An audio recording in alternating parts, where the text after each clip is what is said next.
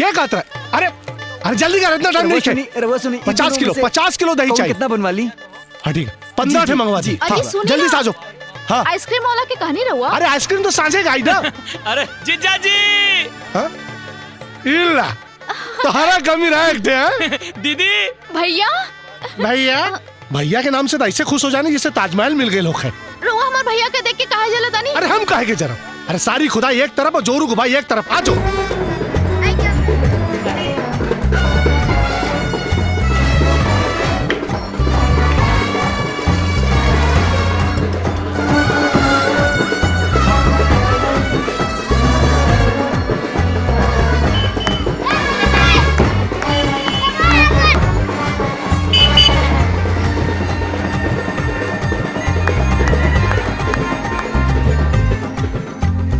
नमस्कार नमस्कार। आई।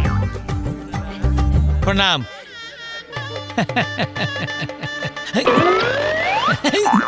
हाँ, दे। अरे नमस्कार नमस्कार। आजा बेटा आजा बेटा।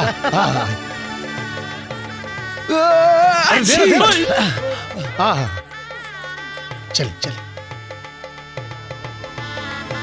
नमस्कार। आई चलिए। हाँ अंदर चले। लागत आई लोगन के हम कतो देखले रहनी का। हाँ हाँ ससुरा पहचाना तो का। लागत आ रहुआ के कहीं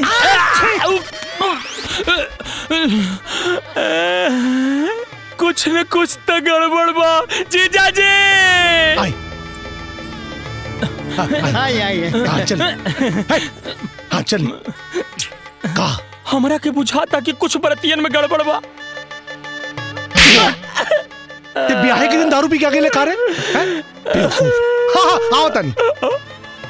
आयो दादा हम आज तक क्यों सुनता ही नहीं के।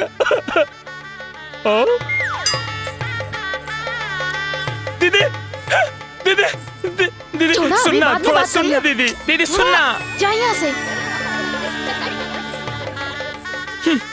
जीजा जी के बोल ली तो थप्पड़ मार देना और दीदी सुनते ही नहीं खे बिया। अब का होई? कुछ न कुछ तो उपाय करे के पड़े। गजाननं भूतगणाधिसेवितं कपित्थजम्बूफलचारुभक्षणं उमासुतं शोकविनाशकारकं नमामि विघ्नेश्वरपादपङ्कजम्। ओम श्री गणेशाय नमः। श्री गणेशाय नमः। मंगलम भगवान विष्णु मंगलम गरुड़ध्वज मंगलम पुंडरीकाक्ष मंगलाय तनोहरि सर्वमंगल मांगल्ये शिवे सर्वार्थ साधिके शरण्ये त्र्यंबके। लगातार रहुआ के हम कहीं न कहीं देखले बानी। स्थान देवताभ्यो नमः। ओम श्री ग्राम देवताभ्यो नमः। ओम श्री अग्नि देवताभ्यो नमः। ओम श्री सर्वे देवेभ्यो नमः। जयंती मंगला काली भद्रकाली कपालिनी दुर्गा क्षमा शिवा धात्री स्वास्वदा नमोस्तुते। इतना अमीर दुल्हा बड़ा मुश्किल से मिला और अगर ब्याह में कुछ सत्यानाश भइल ना तो हाथ गोड़ बांध दे तोर। का करब? हाथ गोड़ बांध दे। चुप चुप खड़ा रह। मारम न तब। मनोजवम मारुततुल्य बेगम जितेन्द्रियं बुद्धिमतां वरिष्ठं वातात्मजं वानरयूथ मुख्यं श्री रामदूतं शरणं प्रपद्ये। अब का होई? क्यों सुनत नहीं के बा?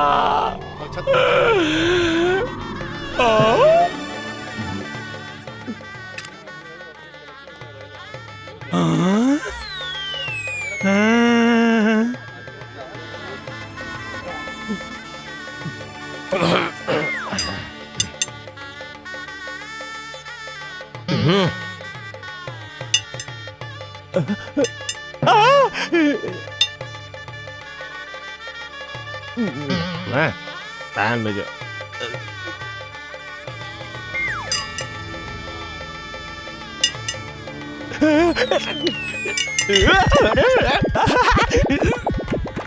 हैली अच्छतली हैली हाँ रवोली आपदा में। ए महाराज हम बरतिया हैं यही से हमार स्वागत करत रहा। अरे हमहू लड़की के भाई के साला है रउरा स्पेशल स्वागत करे खातिर लाइल बानी। स्पेशल स्वागत कहीं मारम रम क्या जी? ना जी ना ए हितरन, स्वागत करे में इतना देरी काहे कर दिया? रउरा लेट न मिलनी, यही से स्वागत करे में लेट भइली। माला दान करी। हाँ। ओ मंगलम भगवान विष्णु, मंगलम गरुड़ध्वज, मंगलम पुंडरीकाक्ष, मंगलाय तनोहरि, सर्व मंगल मांगल्ये शिवे सर्वार्थ साधिके, शरण्य त्र्यंबके गौरी नारायण। हितराम, ए हितराम, हमारी लइका पार्टी में कुछ न कुछ गड़बड़ बुझाता। गड़बड़? कुछ गड़बड़? सब कुछ गड़बड़ बा। मतलब गड़बड़ नंबर 1, ये सब ठाट बाट नकली बा। ओम प्रदक्षिणात पाहि माम, ओम अग्ने प्रदक्षिणामि करिष्यामि मम।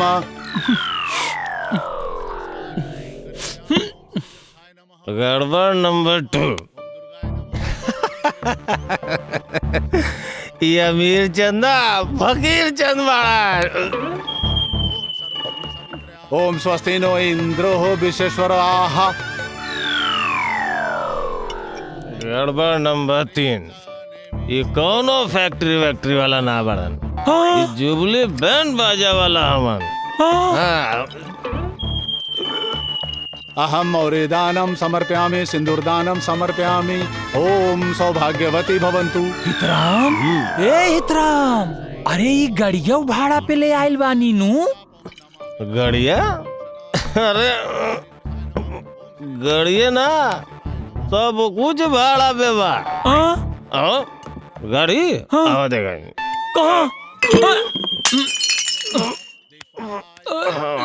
संभर के आजा भाई। ओवरऑल भाड़ा के गाड़ी ठीक बा। जीजा, पाणी ग्रहण संस्कार संपूर्ण। हाँ बाबूजी। चलिए, धोखा सबके जीजा आशीर्वाद जी, ले लीजिए। धोखा, हैं? बहुत बड़ धोखा हो गइल बा, और बहुत बड़ धोखा हो गइल बा जीजा। ये सब फरेबी बाड़े, रउआ बहन के साथे धोखा होता।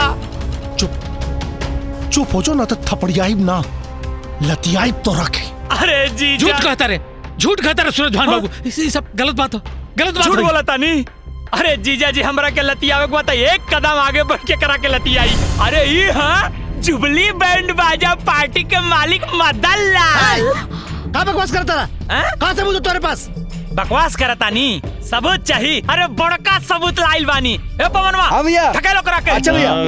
चल ये चल यार। जुबली ये बैंड देखी। पार्टी मदन भैया, jubilee band party jubilee band. रउआ भी विश्वास नहीं के। ई देखी सकल। अरे ई ना, भाड़ा पे दिहल हमार गाड़ी उजन बाहर खड़ा बा, ओह पे चढ़ के आइल बाड़े दुल्हा राजा। माला देखा पहिर के, ई टोपी ओपी सब भाड़ा पे ले आइल बाड़े, और ये सब भाड़ा पे पहन के आइल बाड़े। अबे भी विश्वास नहीं के। लोग तो मौत के नाम से डर जाला, और तोरा के अपना मौत से डर ना लगल। अपना बेटा के दूल्हा के जोड़ा में तोरा के कफन ना लौकल है? बाजा के सहनाई में मौत के सहनाई की आवाज ना सुनाई दे रस तोरा के? सूरज भान सिंह के साथ धोखा, सूरज भान सिंह के साथ धोखा। सूरज भान बाबू, हम अपना बेटा के खुशी खातिर सब भूल गए रनी। हाँ देखिए, हमनी के अब रिश्तेदार हो गए नहीं जा। आई गले लग जाई। रिश्तेदार सुरजभान बाबू,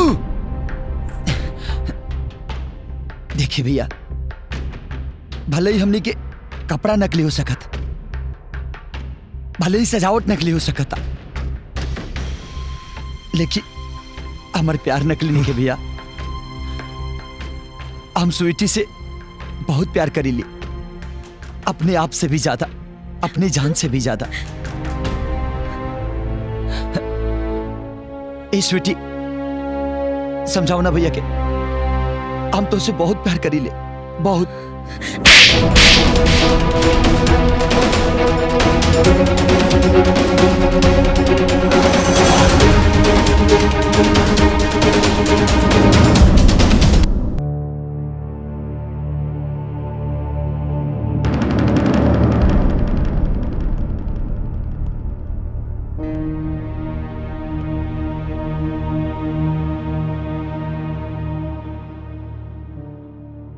हमके माफ कर दी बाबूजी।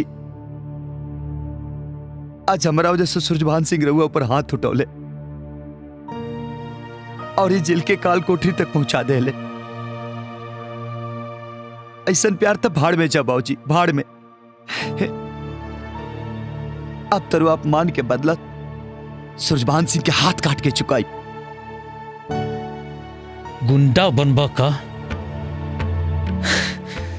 अगर जंग जीते के बाद ना बेटा, तो दिमाग के ठंडा रख।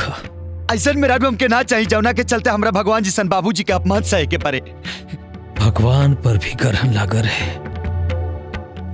सूरजभान सिंह हमरा के थप्पड़ निखर मरले, बल्कि वो खुद अपना गाल पर थप्पड़ मरले बाड़े। देख बेटा, उनका अपना गलती के बहुत जल्द एहसास हुई। आज के बाद ये काटे पीटे वाला बात कभू मत करिया। बाबूजी ठीक कहा तारे। हथियार और दुश्मनी की जरूरत ओकरा पड़ेला जे कोनो गलत काम करेला, और तू तो स्वीटी से सच्चा प्यार कर ले बड़ा बाबू। और हाँ बेटा, दुनिया जीते खातिर प्यार ही काफी होला।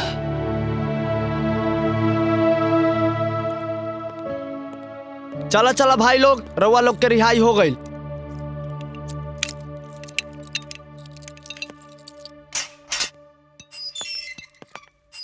भैया रवलों के बहुत बहुत धन्यवाद कि रवलों ने हमने के बरी कर देनी। ए भैया, हमरा के धन्यवाद मत कर, करे के बात राधा के कर, उहे रउआ के छोड़े बारी। राधा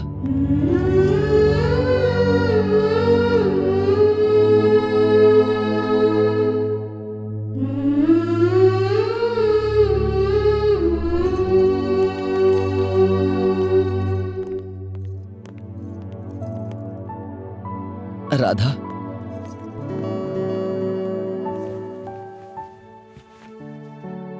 राधा हमें तो हर एहसान काबो ना भूला भाई।